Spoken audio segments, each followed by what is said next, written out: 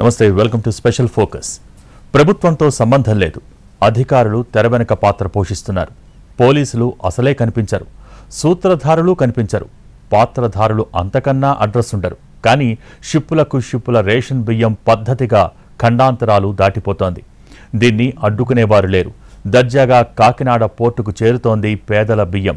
ఏపీలో ration మాఫియాపై special focus. ప్రభుత్వాలు మారుతున్నాయి, కానీ మాఫియా రూట్ మాత్రం సేమ్.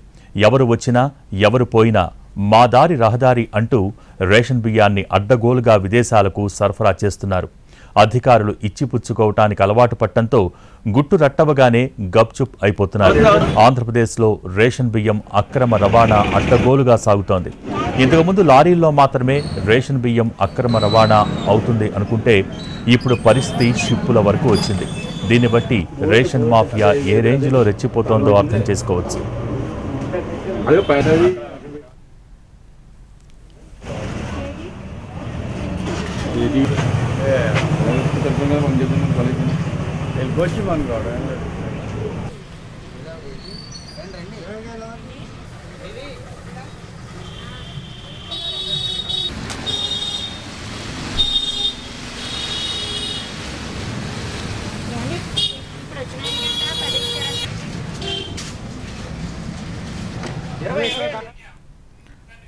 కేంద్ర రాష్ట్ర ప్రభుత్వాలు కిలో రేషన్ బియ్యానికి 43 రూపాయలు ఖర్చు చేస్తున్నాయి.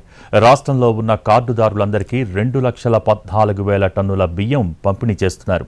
దీనికోసం 920 కోట్ల రూపాయలకు పైగానే ఖర్చు చేస్తున్నారు. అయితే అందులో ఎంత మేరకు పేదలు రేషన్ బియ్యాన్ని ఉపయోగించుకుంటున్నారు అనేది ఇప్పుడు చర్చగా మారింది. అసలు ప్రభుత్వం ప్రజలకు పనికి వచ్చే బియ్యం ఇస్తున్నారా? ఇస్తే ఎందుకు అమ్ముకుంటారు అనేది కూడా తెరపైకొచ్చింది.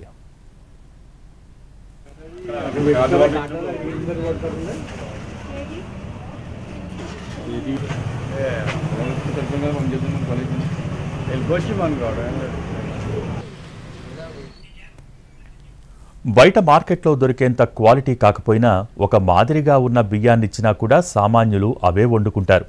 బయట సూపర్ మార్కెట్లో కొనే పరిస్థితి ఉండదు. అయితే పేదలకు ఇస్తున్న రేషన్ బియ్యంలో 20% మంది లబ్ధిదారులు మాత్రమే ప్రభుత్వం సరఫరా చేస్తున్న బియ్యాన్ని వండుకుని తింటున్నారు. మిగతా 80% బియ్యం రకరకాల దారుల్లో బ్లాక్ మార్కెట్కు తరలిపోతోంది.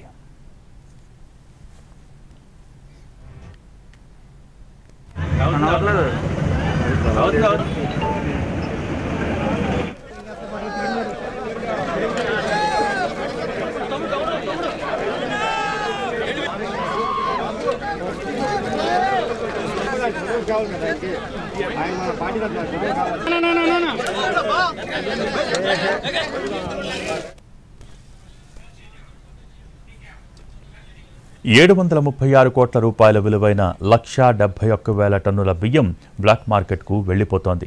ఏడాదికి రేషన్ బియ్యం మీద ప్రభుత్వాలు ఖర్చు పెట్టే 11,000 కోట్లలో 8,833 కోట్ల విలువైన బియ్యం పక్కదారి పడుతోంది. అధికారంలో ఏ ప్రభుత్వం ఉన్నా రైస్ మాఫియా షరా మామూలుగానే ఉంది. ఏపీలో ఎక్కడ చూసినా రేషన్ బియ్యం నిల్వలు బయట పడుతూనే ఉన్నాయి. లారీలకు లారీలు సీజ్ చేస్తున్నారు.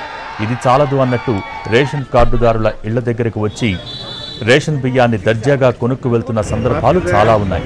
ఈ మధ్యకాలంలో రేషన్ సరఫరా చేసే వాహనాల్లోనే బియ్యానికి బదులు డబ్బులిచ్చి బియ్యం తీసుకెళ్లిపోతున్నారు.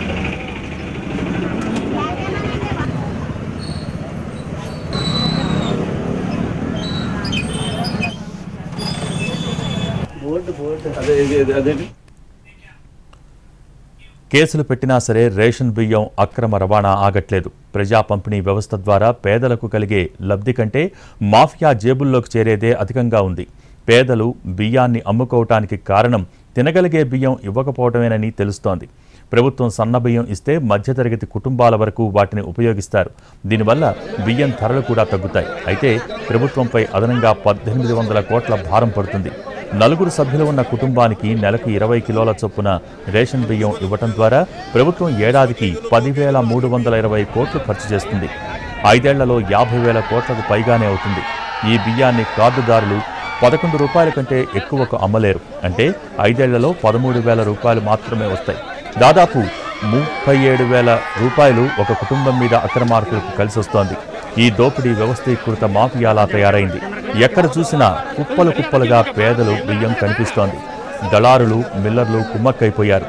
ఏ ప్రభుత్వాలు ఉన్నా ప్రజా ప్రతినిధులకు, అధికారులకు వారి వాటా వాళ్లకు చేరటంతో రేషన్ మాఫియా అడ్డు అదుపు లేకుండా కార్యకలాపాలు సాగిస్తోంది.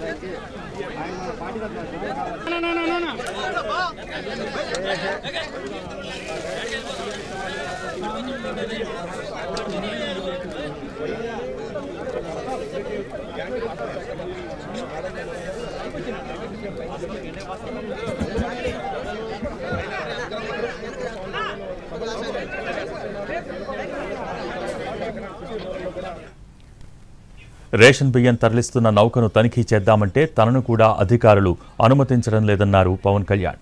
తనను నౌక చుట్టూ తిప్పారు కానీ అందులో ఏముందో చూడనివ్వలేదని అన్నారు.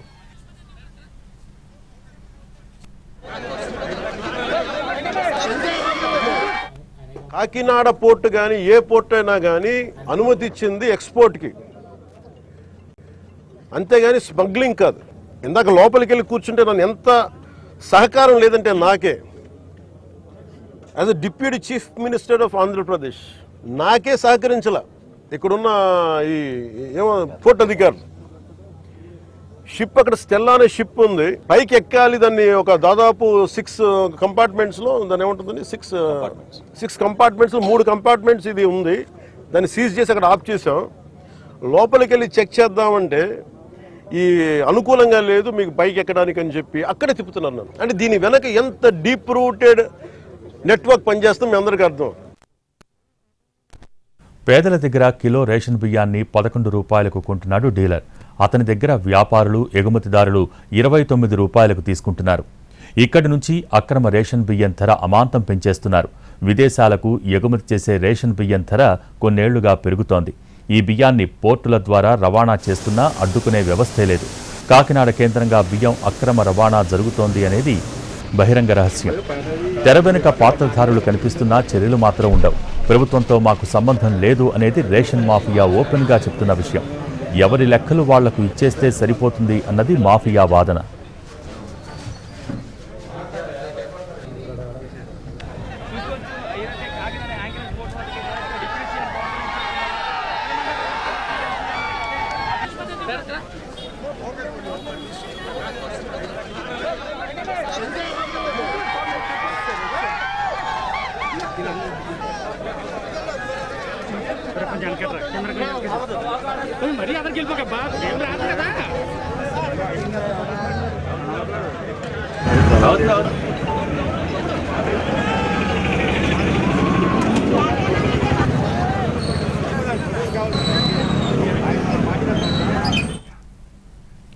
దీన్ని బట్టి ఈ వ్యవహారం వెనుక ఎంత పెద్ద నెట్వర్క్ ఉందో అర్థమవుతోందని అన్నారు Pawan Kalyan.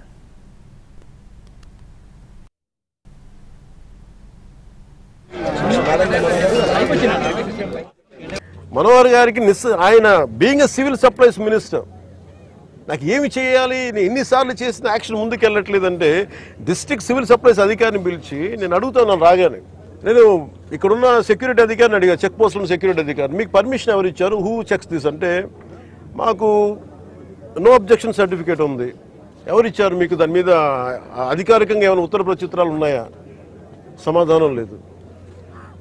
District civil supplies అధికారిని అడిగితే ఓకే నా కలెక్టర్ గారు చెప్పారు, కలెక్టర్ మీకు అధికారికంగా మీకు ఇచ్చారా, మీకు సమాధానం లేదు. ఇవన్నీ చూస్తుంటే ఇది ఏమైపోయిందంటే వాళ్ళ చాలా డీప్ ఇంట్రికేట్ నెట్వర్క్. గత ప్రభుత్వం గడప దగ్గరికి రేషన్ పేరుతో 9,260 MDUలు కొనుగోలు చేసింది. ఆ వాహనాల కొనుగోలుకు 540 కోట్లు ఖర్చు చేసింది. వీటి నిర్వహణకు ఏడాదికి 240 కోట్లకు పైగా ఖర్చయ్యాయి. అయితే కార్డుదారులకు సరఫరా చేయకముందే రేషన్ బియ్యం బ్లాక్ మార్కెట్కు వెళ్లిపోయింది. బియ్యం కావాలని అడిగిన వాళ్లకు కూడా డబ్బులిచ్చి సరిపెట్టేస్తున్నారు. రేషన్ బియ్యాన్ని కొత్త సంచుల్లో నింపి పోర్టులకు, మిల్లులకు తరలిస్తున్నారు.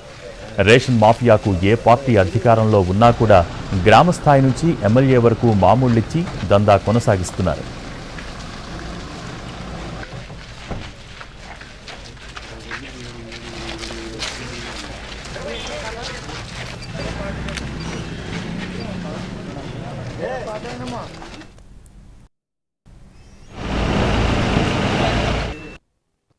ఆర్డీఎక్స్లు ఇంపోర్ట్ చేసుకోవచ్చు, ఓఎన్జీసీ ఇలాంటి గ్యాస్ నిక్షేపాలు ఉన్న చాలా కీలకమైన ఇన్స్టిట్యూట్ మనకి వ్యవస్థలోని సంస్థలు ఉన్నాయి. ఇక్కడ ఒక 100 కిలోల ఆర్డీఎక్స్ని తెచ్చేసుకుని ఎవరు చూసేవాళ్ళు ఎవరు లేడు, నాదుడు లేడు. It is not just about public distribution సంబంధించిన రైస్ సంబంధించిన ఒక్కటిదే కాదు, ఇది సో మ్యారిటైమ్ సెక్యూరిటీ ఇష్యూస్ కూడా ఉన్నాయి దీనికి.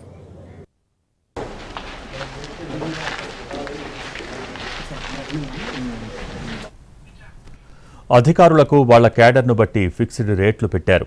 ఒక గ్రీన్ ఛానల్ ఏర్పాటు చేసుకుని రాష్ట్రంలో ఎక్కడి నుంచి ఎక్కడికైనా రేషన్ బియ్యం యథేచ్ఛగా సరఫరా అయ్యే వెసులుబాటును కల్పించుకున్నారు. రాష్ట్రంలో మెజారిటీ కుటుంబాలు సన్నబియ్యం వినియోగిస్తున్నాయి. పథకాల కోసం మాత్రమే రేషన్ కార్డులు తీసుకునేవారు ఉన్నారు. అలాంటి వాళ్లు శ్రద్ధగా ప్రతి నెలా బియ్యం తీసుకునే సందర్భాలు చాలా తక్కువ. దాంతో ఆ కార్డు యజమానుల బియ్యం కూడా మాఫియాకు వెళ్లిపోతోంది. మరికొందరు రేషన్ కార్డులు రద్దవుతాయని భయంతో తంప్ వేసి వెళ్లిపోతారు.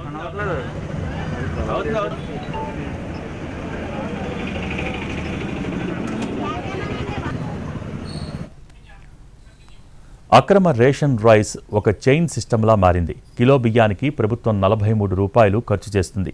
ఆ బియ్యం పేదలకు ఉచితంగా ఇస్తుంది. బియ్యం అమ్ముకుంటే డీలర్ 11 రూపాయలు కార్డు హోల్డర్కి ఇస్తాడు. వ్యాపారి ఆ బియ్యాన్ని డీలర్ దగ్గర నుంచి 14 రూపాయలకు కొంటున్నాడు. వ్యాపారుల నుంచి మిల్లర్లు, ఎగుమతిదారులు 18 రూపాయలకు కొంటారు.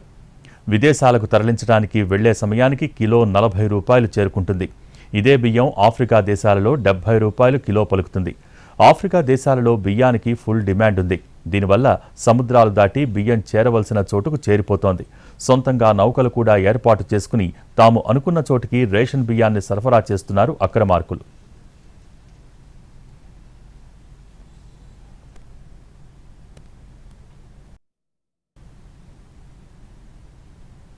ప్రభుత్వం, రాష్ట్ర ప్రభుత్వం కనివినిన రీతిలో రాష్ట్రంలో ఉన్న 1,47,00,000 రేషన్ కార్డుదారులకు ఉచితంగా మేము సరఫరా చేస్తున్న బియ్యం ఇది 43 రూపాయల 40 పైసలు మాకు ప్రతి కిలో ఖర్చు అవుతోంది.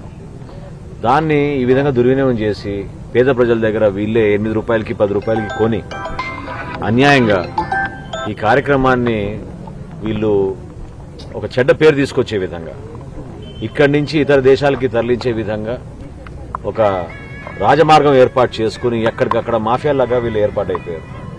సో దాన్ని ఎట్టి పరిస్థితుల్లో కూడా మేము ప్రక్షాళన చేస్తాం. ఇంకా పూర్తి స్థాయిలో మాకు సమాచారం రావాలి. ఎందుకంటే రేషన్ దుకాణాల దగ్గర కొందరు బియ్యం వదిలేస్తారు. మరికొందరు ఇళ్లకు తెచ్చి అమ్ముతారు. కొందరు వస్తు మార్పిడి పద్ధతిలో బియ్యం బదులు ఇతర సామాన్లు తీసుకుంటారు. దానివల్ల బియ్యం చాలా చీప్గా దొరుకుతున్నాయి. వ్యాపారం కూడా అంతే బాగా జరుగుతోంది. దీంతో రేషన్ రైస్ బిజినెస్ అనేది చాలా టెక్నిక్గా మార్చుకున్నారు. ఒక టీమ్గా ఏర్పడి లాభాలు సంపాదిస్తున్నారు. రాష్ట్రంలో చిత్తూరు దగ్గర నుంచి శ్రీకాకుళం వరకు ఇదే ఫార్ములా అప్లై చేస్తున్నారు. ఎక్కడెక్కడ ఎలా చెక్ పోస్ట్ దాటించాలి అని ఒక పద్ధతి ప్రకారం పనిచేస్తున్నారు. మనోహర్ గారికి వీళ్ళకి మనం ఏ యాక్షన్ కనుక మనం ముందుకు తీసుకెళ్ళకపోతే వీళ్ళు ఇన్ని మాటలు చెప్పి దీన్ని ఏమి ముందుకు తీసుకెళ్ళలేదేంటి అన్న అపవాదం మనందరి మీద ఉంటుంది. మన ఇంటెన్షన్ వేరు, జరుగుతుంది వేరు, మన యాక్షన్స్ దాని కాన్సిక్వెన్సెస్ సరిగ్గా వీళ్ళు సహకరించట్లేదు. ఇది ప్రజల దృష్టిలో పెట్టాలి. ఇది తెల్లానే షిప్లో ఇన్ని 100 టన్నులు పట్టుకున్నారు పనామాకు సంబంధించిన తెల్లానే షిప్లో. అలాగే ఇక్కడ దాదాపు 1060 మెట్రిక్ టన్నులు ఇక్కడ పట్టుకున్నారు. ఇంత బలంగా సాక్ష్యాధారాలతో దొరికినప్పుడు దీన్ని ఎలా చేయాలని చూస్తే సమస్య ఎక్కడుంది అంటే ఇది చాలా డీప్ నెట్వర్క్. ఇది నేను వస్తాను అంటే చాలామంది ఫోన్లు చేసి మెసేజ్లు ఏం పెడతారు, మీరు రావద్దు సార్ ఇక్కడికి అంట. మీరు ఎందుకు రాకూడదంటే ఒక 10,000 మంది జీవితాలు అతలాకుతలం అయిపోతాయని. పోర్ట్ అనేది it is meant for exports. Kakinada port కానీ ఏ పోర్ట్ అయినా కానీ అనుమతి ఇచ్చింది ఎక్స్పోర్ట్కి. స్వయంగా మంత్రి రంగంలోకి దిగి గోడౌన్లు తనిఖీ చేసి కోట్ల విలువైన 1000 మెట్రిక్ టన్నులు రేషన్ రైస్ బియ్యాన్ని సీజ్ చేశారు. ఈ బియ్యాన్ని కూడా కోర్టుకెళ్లి మరీ దక్కించుకుంటున్నారు. అంటే ఎంత కలిసొస్తే అంతవరకు పోరాడతారు అనేది కూడా ఆసక్తికరమైన అంశంగా మారింది. కోర్టులకు, కేసులకి కూడా ఒక నెట్వర్క్ పనిచేస్తోంది. ఎవరు దొరికినా కేసులు పెట్టించుకునే వాళ్లు వేరే ఉంటున్నారు. బయట చక్రం తిప్పే వ్యవహారం మరో విధంగా ఉంటుంది.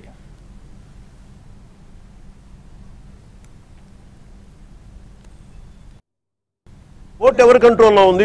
Purely it's not government, it's purely private control port. ఇది స్టేట్ కంట్రోల్ ఉన్న పోర్ట్. ఇది నాకు అనిపించింది ఇలా చూస్తే, లోపలికి వెళ్ళి చూస్తే, మన హోప్ ఐలాండ్ చూస్తే అసలు ఏ విధంగా కట్టుదిట్టంగా లేదు. 975 కిలోమీటర్ కోస్ట్ లైన్ ఆంధ్రప్రదేశ్కి. India is going to be trillions of dollar, almost Modi గారు చెప్పిన $7 ట్రిలియన్ ఎకానమీ ఉంది దీనికి భవిష్యత్తు. ప్రపంచ దేశాలు మనల్ని ఎదగనిస్తాయా లేదా, మన బలహీనతలు ఏంటని చూస్తారు. ఆంధ్రప్రదేశ్ కోస్ట్ లైన్ మనకి ఎంత బలమో అది మనకంత బలహీనత కూడా. ఎందుకు చెప్తున్నాను ఈ మాట అంటే, వైజాగ్కి పాకిస్తాన్ నుంచి వచ్చిన ఆ యుద్ధ సమయంలో మీకు గజనీ సబ్మెరీన్ చూడొచ్చు. నేను చెప్పాను ఈ రోజున ఈ పబ్లిక్ డిస్ట్రిబ్యూషన్ రైస్ తాగదు స్మగ్లర్లు చేసేది. ప్రభుత్వాలు వస్తూ ఉంటాయి, పోతూ ఉంటాయి, తమకు ఏం సంబంధం అన్నట్టు ఉంది రేషన్ రైస్ మాఫియా వ్యవహారం. తాము ఇవ్వాల్సింది ఇస్తాం, చేసుకోవాల్సిన వ్యాపారం చేసుకుంటాం అంటున్నారు. సముద్ర మార్గం ద్వారా తమ గమ్యస్థానాలకు సరుకులు చేరవేస్తున్నారు. పోర్టు అధికారులు కూడా వీరికి సహకరించడం కలిసొచ్చిన అంశం. స్వయంగా డిప్యూటీ సీఎం తనను షిప్పులపైకి వెళ్లనీయకుండా పోర్టు అధికారులు అడ్డుకున్నారంటే మాఫియా బలం ఏ రేంజ్లో ఉందో తెలుస్తోంది.